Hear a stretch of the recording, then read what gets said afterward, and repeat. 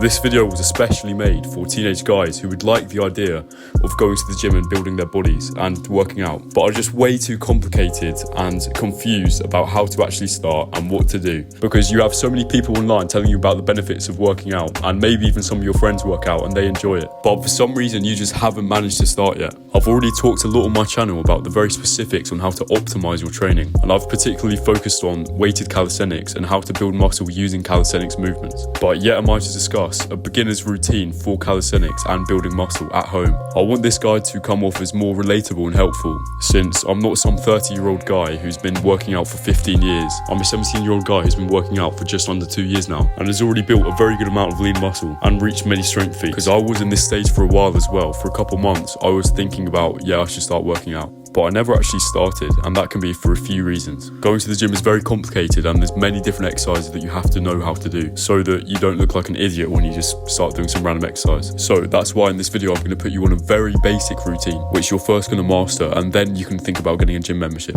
Okay, so without further ado, let's get into the routine which you can do from home. This routine comprises of 2 exercises and 2 exercises only. The first exercise being pull-ups and the second exercise being decline push-ups. I'm going to cover each exercise in order, so we're going to start with the pull-ups. I have this pull-up bar here which I've been using for quite a while now. It's very sturdy and can fit in between your door frame. The specific type or brand of pull-up bar that you buy doesn't really matter. As long as it's going to be sturdy and not collapse and it's affordable, then it should be fine. I would just recommend buying one online from any reliable website. I personally have this pull-up bar which sort of suctions in between my door frame, and I definitely would recommend this model. The form for pull-ups should be pretty self-explanatory, but I will explain it to you regardless. First, you must walk up to your pull-up bar and grab a grip with your palms facing away from you. If you choose to hold onto the bar with your hand wrapped around the bar the opposite way, then you're now performing a chin-up rather than a pull-up. At this stage, it doesn't really matter whether you do chin-ups or pull-ups. Just pick one of them and you'll be fine. The only difference between chin-ups and pull-ups is that pull-ups hit more of your back muscles and chin-ups hit more of your bicep muscles. You want to be using a very good range of motion for pull-ups, going all the way down and then all the way up if you can. At the beginning, it doesn't matter if you're only doing a very small portion of the actual full rep, but just keep this as your goal for the future to achieve full range of motion pull-ups like this. Later on in this video, I'm going to be explaining exactly what to do to get to your first pull-up if you can't actually do any full range of motion bodyweight pull-ups yet. But before that, we need to cover the second exercise, which is the decline push-up. This exercise is an absolutely brilliant one for building your chest, shoulders and triceps, and it's not to be underrated even though it's a bodyweight exercise. To perform this exercise, simply just get some elevation on your legs.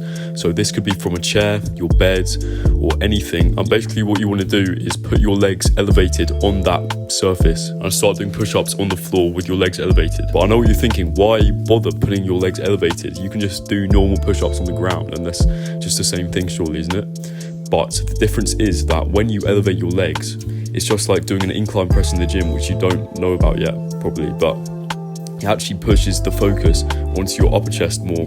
You can do this with parallettes as well, as I'm doing here, and this just gives you a deeper range of motion which can be effective. The reason why it's good that it focuses on the upper chest more is because the upper chest is very underdeveloped compared to the lower chest, and usually in most people, and you want to grow your upper chest more than your lower chest normally, because a big upper chest is way more aesthetic than a big lower chest, which can make you look feminine. Decline push-ups are a little bit harder than just flat push-ups on the ground. So if you're not able to get a good amount of reps of decline push-ups, then just do normal push-ups. And you could even do incline push-ups, which is basically the other way around. So your hands are on the chair or the bed and your feet are on the ground instead. And this is much easier than just flat press-ups. The ability to successfully build a new habit is going to be your superpower. And being able to do these exercises every day, or close to every day anyway, and therefore getting jacked and building muscle. The best way to implement a new habit, which I've found in my personal life, is to stack the habits on top of each other. For example, if I was in this position and I wanted to do these 2 exercises every day of my life, then I would put myself on this morning routine where I would wake up, for example, and then shower and then eat and then brush my teeth, and then after I brush my teeth, that's when I exercise. Even if you have school in the morning, it doesn't matter. You have time to hit just 10 pull-ups and 20 push-ups. You could also equally choose to do this in the afternoon or the evening in your routine. So for example, every time after you eat dinner, you go and do your pull-ups and your push-ups because you want to build muscle and get jacked. For both the exercises that I've said in this video, you can also do them on gymnastic rings, which can be a great way to spice up your training. Once again, I would recommend buying them online, but this is kind of an advanced optional step for if you're already good at pull-ups and push-ups, just normally decline push-ups, because the rings make it a lot harder. You can also do rings in the woods, which can be a nice switch up to your training. A common issue which people may have with this program is that they can't actually do bodyweight pull-ups yet. If this is you, then just buy some resistance bands online, and this is basically going to make it easier for you to do pull-ups so that you can work your way towards a full bodyweight pull-up rep. This also goes for people who can't do full range of motion pull-ups yet and can only do perhaps very short range of motion pull-ups. That's pretty much it. Thanks for watching. Like and subscribe, and I'll see you in the next video.